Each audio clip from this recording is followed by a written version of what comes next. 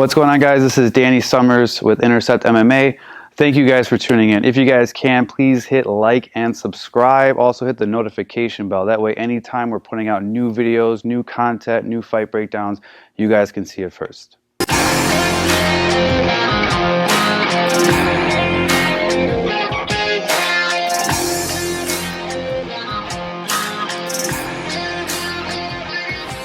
What's going on, guys? Coach Dan, I'm here with Coach Anna.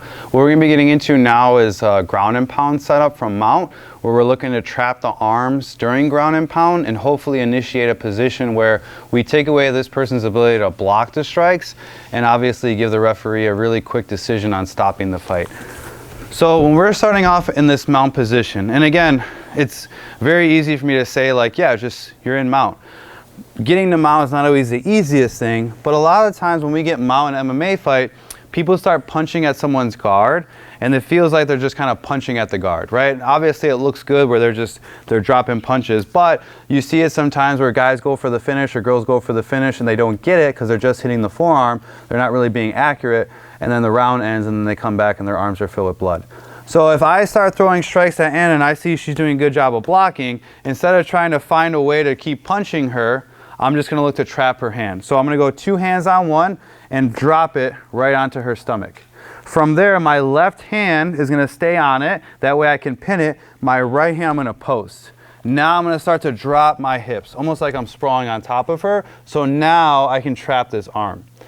Once I trap this arm, the next thing I wanna start to do is control her head. And the reason why is I don't want her to be able to oopa from here. If she starts oopaing, what starts to happen is my weight starts to come up and down, and now she can get that left arm out of position where I no longer have it trapped.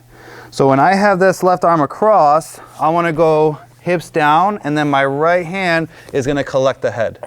And when I collect the head, I want to make it so she can't use her head to oopa, because what I look to do is elevate my feet and her head. And now I put her in a position where it's really hard for her to create momentum. I'm gonna start to lean my head to the left. 2 reasons. Number 1, for my weight. So I'm gonna start to lean my head to the left and put shoulder pressure down. Now I'm gonna start to strike. Now notice, once I start to strike, she's smart, she sees the opportunity, block the bicep. I'm gonna bring my hand up and bring my right hand in her armpit. And now again, trying to be nice here, I'm gonna keep my weight down and start to strike. And this is a really good position. Again, if I really wanted to be mean, I can push that elbow even higher up. If I was to push this elbow even higher up and then drop my weight down and then strike, pretty much over at that point because it's really hard for her to escape and it's putting a lot of torque on her shoulder. So again, if we're in this position, I'm starting to strike, I'm looking to drop punches, she's doing it defending, I get the 2-on-1, trap it, sprawl my hips out, collect the head, and I'm leaning. And again, shoulder pressure right away. I start to strike. She tries to post on the bicep. I'm gonna throw my hand up and then put that hand on the armpit and start to creep it to the point where we get here. Now I can really start to drop these punches down. And again, if she was to explode, it's probably gonna be in this direction, which puts me in a position where I gotta start looking to take her back and obviously put us in a position to finish the fight from there.